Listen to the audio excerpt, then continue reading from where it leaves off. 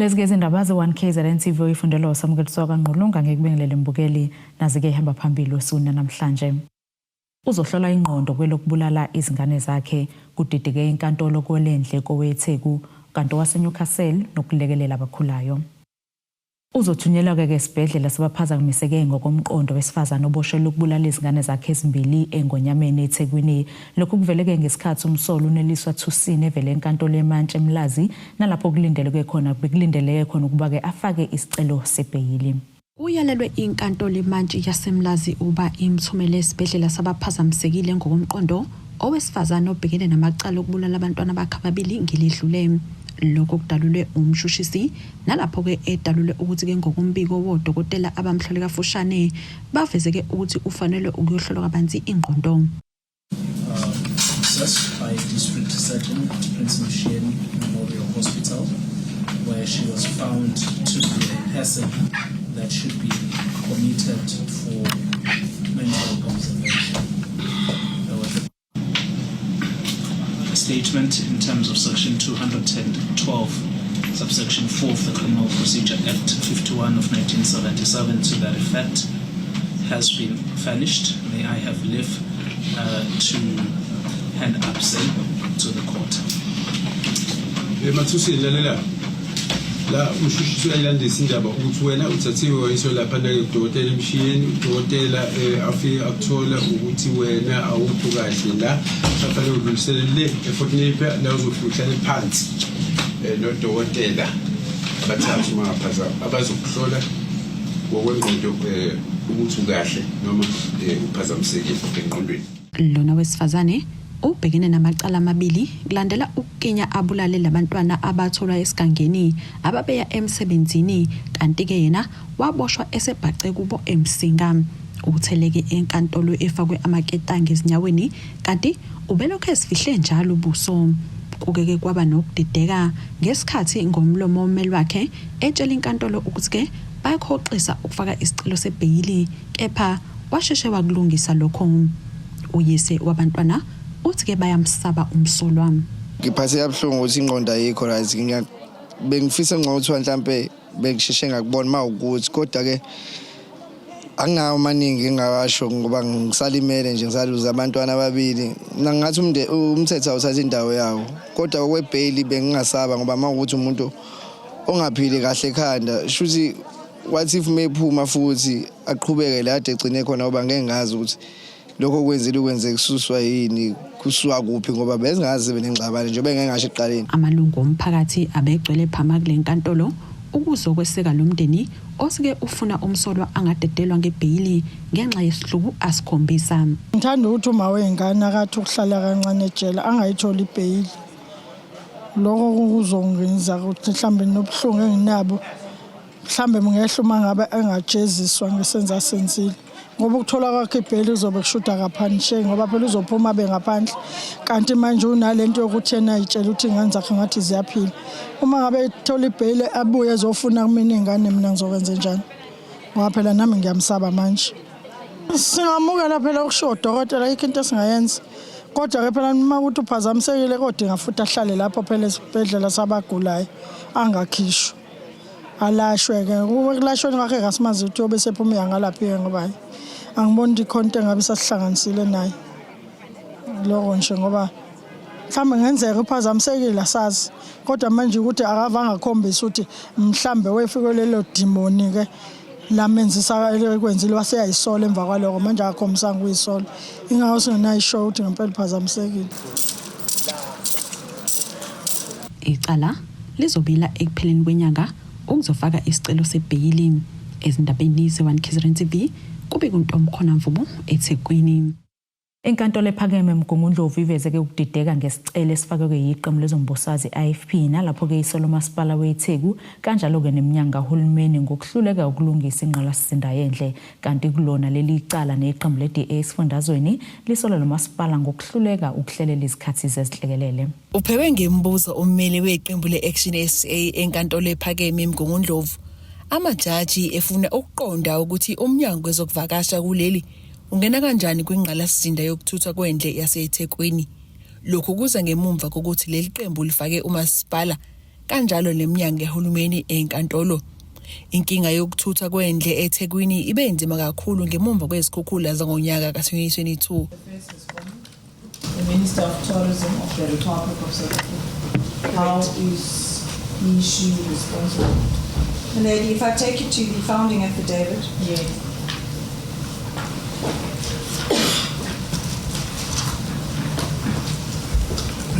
At paragraph 12 on page 20.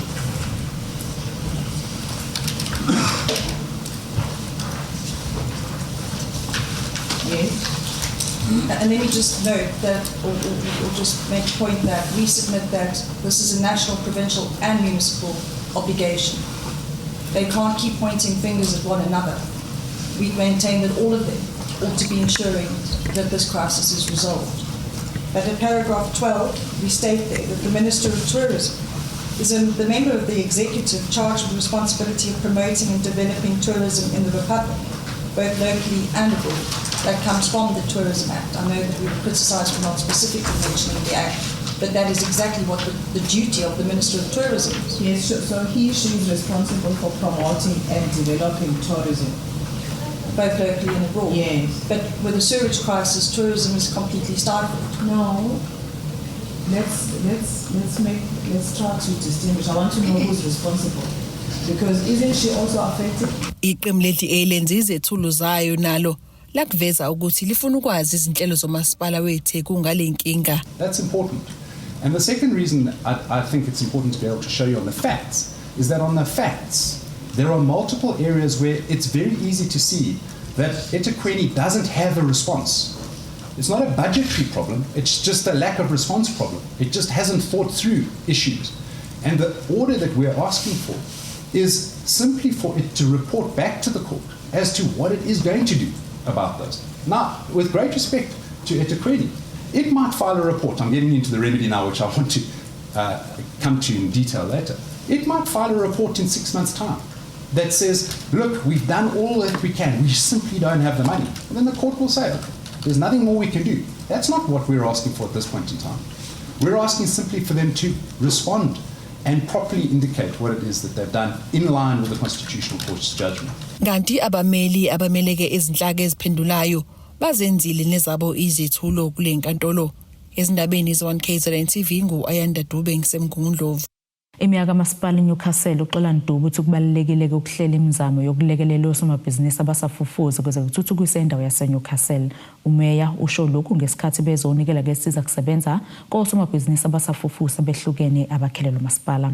Imeya kamasipala eNewcastle uxola Ndube uthi bahlonze osomabhizinisi abasafufusa ababhalisela uxhaso ngonyaka ophelile. Namhlanje besihlangene lapha ukuzondlulisela kosomabhizinisi abasakhula ezinye izinto ababeyicelile ezizinsiza ukuze amabhizinisi abo akwazi ukuqala, abanye ukuze amabhizinisi abo bakwazi ukuwathuthukisa esigabeni esilandelayo.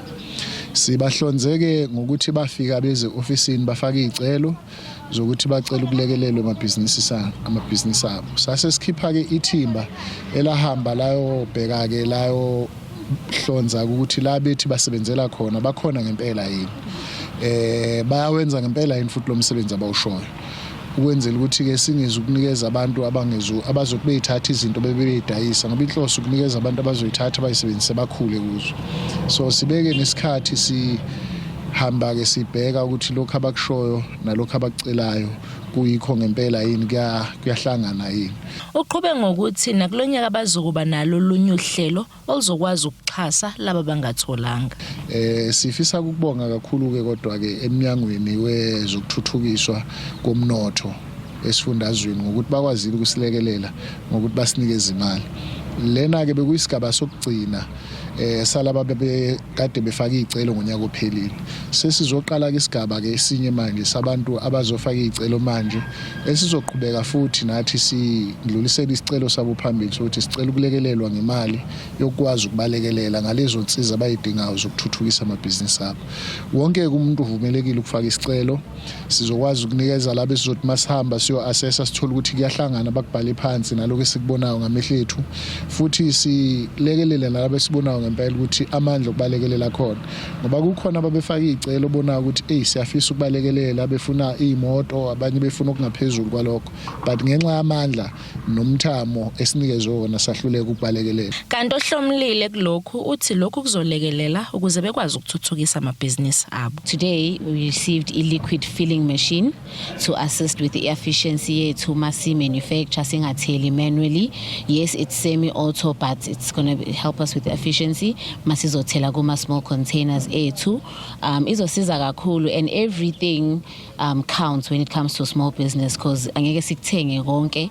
So nje it's going to contribute a lot, cutting the cost, adding an asset to the company and the efficiency and increasing equality yezinto esizenzayo. So we are very, very grateful for, I'm sure wonke umuntu ongaphakathi is really going to use what they got today because everything counts when you are in a small business and ngeke uzukuthola indawo unless you buy it yourself. So siyabonga kakhulu nje, the initiative matters a lot. Kubika uThobeka Dladla ezindabeni ze1KZN TV eNewcastle. Sithishelele etolo sibe siqhubeke nazindaba zethu.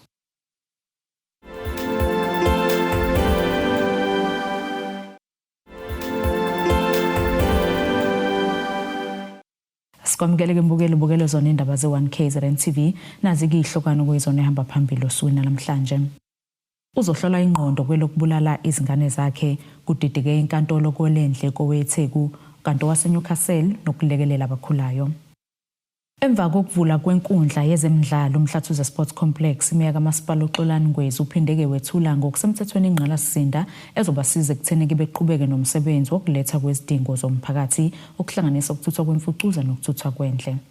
uMasipala uMhlathuze osenyakatho nesifundazwe kwaZulu-Natal noholo lwamaqembu ahlukene ngokubambisana okuyi-IFP, iDA, FF Plus kanye neACDP emva kokuba uvule inkundla yezemidlalo uMhlathuze Sports Complex ngokusemthethweni ubusuphinda wethula nezinsiza kusebenza ongamaloli kaDoti noGandaganda okuzosiza kakhulu emphakathini. Umayor uMasipala uXolani Ngwezi uthi ukulethwa kwezinsiza emphakathini enye izinto abayiqhakambisa kakhulu okuhlanganisa ukuthuthwa kwaDoti, ukuthuthwa kwendle kanjalo nokuhlinzwa kwemiqomo kaDoti emphakathini. Lo mkhandlu uveze ukuthi ukufika kwalezi zinsiza kuzolekelela kuphinde kususe nomthwalo emahlombe ikakhulu ekutheni baqhubeke nokuhlinzeka ngezinsiza emphakathini okwakhele uMasipala uMhlathuze namaphethelo. Namhlanje futhi sophinde sihlinzekele ngengqalasizinda noma ngama tools of trade ukuze siqhubeke singathi mase busy sifaka imali ukuthuthukisa kwezemidlalo noma ibhola kodwa bese sishiya emuva ezinye izinto ngoba imphakathi yethu kunezinto eziningi ekhala ngazo njengokuthi sidinga ukumaintaina i-drainage system yethu, sidinga ukumaintaina amapipe amanzi, sidinga ukuqoqa udoti and so on and so forth. So namhlanje sophinde sethule futhi ingqalasizinda yokusebenza la eMhlathuze sikwazi ukudeliver ama services osuku nosuku okungabala phakathi indaba ama-storm water, i-drainage system kanjalo nokuqoqa kadoti ngoba sifuna ukuthi kubalance ukuhlinzeka kwezemidlalo kanjalo nokuhanjiswa kwezidingo ngqangi kubantu bakithi. Lo Masipala ungeminye emkhandlu enechweba elilele esindaweni yesibili ngokukhiqizwa komnotho wesifundazwe iKwaZulu-Natal. Lo Masipala uphinde ube nezimboni eziningi neziletha umnotho kule ndawo. Izindabeni ze1KZN TV kubika uThabani Maphumulo eRichards Bay. Insizwa enza uhambo lokuthula noxolo Siyanda Dlamini uthi ke kubalekile ukuba abantu bahlanganyele ndawonye benze okusemandleni abo ukunakekela imphakathi abahlala kuyo ngoba ke amadolobha ahlanzekile wona heha izitshali abatshali izimali nezivakashi. uDlamini usho lokhu ke ngenkathi eqoqa imfucuza erenki yamatekisi yaseMagate ngenhloso ukugcwalisa amasaka angama50. Zisaqhubeka izinhlelo zokukhumbula lo owaba umengameli wokuqala ngaphansi kahulumeni wentando yeningi uNelson Mandela. uDlamini wePeace and Stability Work ubesogwini olseningizimu nesifundazwe ezoletha umkhankaso wakhe. Ngikhumbula bekuyimandela Day ngoLesihlanu la khona wonke umuntu kumele kube khona kwenzayo ukunakekela umphakathi wakhe, umphakathi omkhulisile. So ngase ngithi ke namhlanje ngoba besikline eCape Town ngoLesithathu sabuya seza ngapha. So ngase ngithi namhlanje ake ngibe la eMagate ngibona ukuthi ngingakwazi ukucosha udoti ngifide oplastic aba u50. so ke imall le ibe isengilekelela nawe yakhipha abasebenzi bayo ukuthi beze bezolekelela njengoba ubabona bekhona la so into esiyenzayo le ngoba kubalekile ukuthi emphakathini sigqugquzele ukuthi awukwazi umhlaba ukungikhulisa ngize ngibe insizwe engaka ngiphuza amanzi aphuma kulomhlaba ngidla ukudla okutshalwe kulomhlaba so umhlaba ungcolile abantu balahla amaphepha noma aphi awekho ama dustbin ziningi izinto ezikhona so uhlobo inhloso nje yomcampaign namhlanje la eMarket ukuthi asigqugquzele kubantu basemakhaya ukuthi ekulisting ama weekend ake sifunde ukuhlangana sibe khona into esiyenzayo just ukunakekela umphakathi yethu ukuze imphakathi yethu ikwazi ukusinakekela ngoba amadolobha ethu lawa enza enkulu contribution emphakathini ukuletha umnotho so akekho umuntu ofuna ukuvakashela idolobha elingahlanzekile ahamba ekhona uvakasha for iholiday leli bhungu lithi ukugcina imphakathi ihlanzekile kunemphumela emihle yodwa nje kuningi ngama benefits okukhona esikutholayo ngokuhlanza imphakathi yethu yabo nje uma ubuka abanye amazwe enza akwazi ngisho ukwenza ugesi ngemfucuza noma ngingazike kakhulu ngalapho kodwa ngiyazi ukuthi udoti lo sucoshayo uyakwazi ngisho ukuthi uphehle ugesi abantu bakwazi ukuthi babe nogesi ophehlwe kuyimfucuza le at the same time imfucuza le ekhona ivala ama drain yabo nje eThekwini ngangilalele ikhulu zikhuluma ukuthi ezinye zezinto ezidala ukuthi kube nzima ukuthi ezinye izinto zenzeke ukuthi ngenkathi sinama flats eKZN avala ama drain nani kuhambe kuze kufike la khona kuyimfuyo mfethu siyazi ukuthi nabantu abamnyama into esidependele kakhulu kuyona enza ukuthi ube ubaba ekhaya ukuba nemfuyo so manje inkinga imfuyo igcina isidla le mfucuza le elahlwa abantu emphakathini bese ziyafa inkomo thothi inkomo iyagula kwazi kwenze njani kanti idlela odoti wena ulahlile edolobheni khathi uyothenga amasi uDlamini uthi lo mkhankaso wesekwa kakhulu wondlebe zikhanya ilanga attention nesupport enkulu umuntu ayithole kulaba bezizwe laba bebala ibona uwa very much supportive because I think mhlambe isports sabo lesokuwalker into abazaziyo ukukhuphuka intaba nani so thina sayifundisa kancane kancane kodwa ngokuhamba kwesikhathi ngiyathemba ukuthi abantu bakithi bazoyijwayela nazo izinto uqhube ethi uhambo lwakhe alupheleli ogwini usuka la eMarket sizosuka sinyuke ke ngo-N2 sibheke ngako Tanzania into ake le mina mphathe engiyenzayo kuna 3 years nje ngihamba akuyonto engiyenza njalo ngihamba ngifike ngihlale kulelo dolobha ngibona ukuthi yini engayenza ukulekelela umphakathi nanokuthola iattention ngoba njengoba senza uhambo lokuthula mphathi asisho ukuthi kunezimpi ekhaya zikho izimpi eSouth Africa siyakwazi lokho kodwa sithi akube nokuthula emphakathini yethu akube nokuthula emakhaya akube nokuthula emsebenzini emasontweni so that sizokwazi ukubona amathuba ngoba ukuthula kuvela kuNkulunkulu so mawungenakho ukuthula kaNkulunkulu ayikho into productive ongakwazi ukuyenza ukuba nginakho ukuthula nje kaNkulunkulu bengeke ngisibone isidingo sokuzocosha amaphepha edolobheni Tando yenkosi Dlamini ezindabeni ze1 KZN TV ngibika ngiseMarket Lo nguhlalo abantu abadala esifundazweni KwaZulu-Natal uJeremiah Ace Mdlalose uthi ke ukuzibandakanya kwezemidlalo kwabantu asebekhulile kuyabasiza kakhulu ekutheni ke bangangenwa izifo kalula umdlalo usho lokhu ke semtubatuba nokuyilapho bekulungiselelwa ukuqokwa kwesquad esobhekana ke nabanye umasipala njengoba kuhlungela kwemidlalo yama-Golden Games Bashiya konke phansi uma sebeya enkundleni ogogo basemtubatuba njengoba sebeqalile ukuzilungiselela imidlalo yama-Golden Games nokulindeleke ukuthi singathwe eKapa lapha izaguga zasemtubatuba bezilungiselela ukuqokwa kwesquad esobhekana nabanye omasipala kwimidlalo yesifunda ezoba kwaMsane usihlalo wabantu abadala uJeremiah Mdlalose uyachaza lemidlalo yabadala nje banibona nje kugcwele la iqala emawadini njenganamhlanje nje la amawadi abuyiswe ndawonye azaba u5 ukuthi ayilungiselela ama selection azokwenziwa kwaMsane estadium ngomhla ka29 lapho ke sobe sikhetha khona isquad esizombe sesimela ke umasipala wasemtuba sesihamba manje siyodlala kwidistrict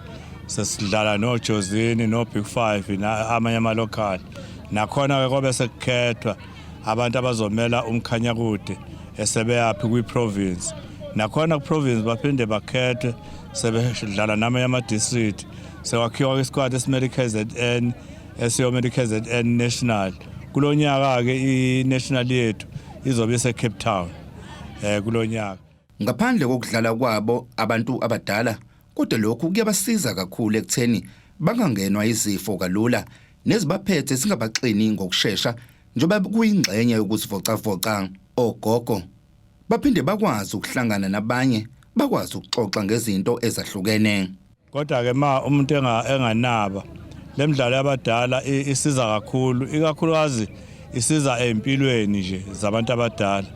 Sizokhumbula ukuthi kuqala abantu abadala kwakuthi 1 2 3 sebeshonile, kodwa manje abantu abadala sebephila isikhathi eside.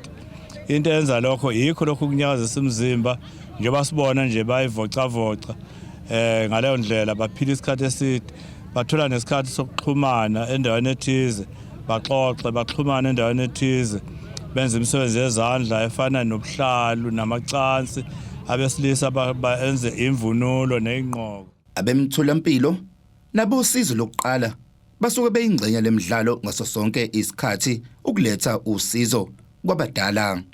Izindabeni ze-1 KZN TV kubika uThabani Maphumulo eMtubatuba. Siphinde futhi sitshishelele edolo sibe siqhubeke nazo indaba zethu.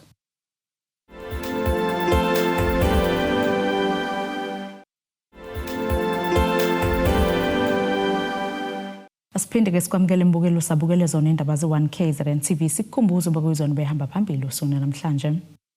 Uzohlola ingqondo kwelokubulala izingane zakhe kudideke inkantolo kwelendle koweTheku kanti waseNewcastle nokulekelela abakhulayo.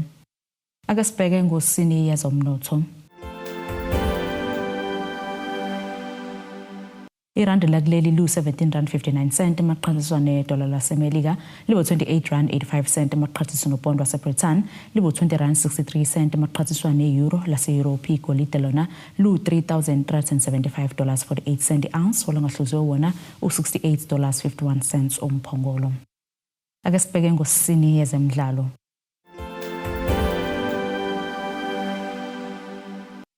Uhlalo weDurban City uFarouk Kadodia akaboni ke kuzoba khona ukungqubuzana phakathi kwabaqeqeshi ababili uGavin Hunt noErnest Middendorp abazosebenza ndawonye ethimbeni labaqeqeshi laleli qembu ngesizini ezoqala ka-2025-2026 ngemuva kokukhushulelwa kwesigabeni sebhethwe iPremiership ngokudla kwesicoco seleague yeMotsepe Foundation Championship. iCity ikhombeke indlela osimodladla yaqasha uGavin Hunt olandelwe nguMiddendorp osanda kugawulwa yizembe neCape Town Spurs kwiChampionship. uMiddendorp wengameleke ithimba labaqeqeshi ebuzwa ngabezindaba uKadoda ngesinqumo sokudidiyela laba baqeqeshi abangakaze basebenze ndawonye phambilini uthe ngokuqonda inselelo liqembu elingase libhekane nayo ngesizini yalo yokuqala kwiPremiership uboneke kufanele alande abalolu hlobo. Nasike isimo sezulu sakusasa esingalindeleka.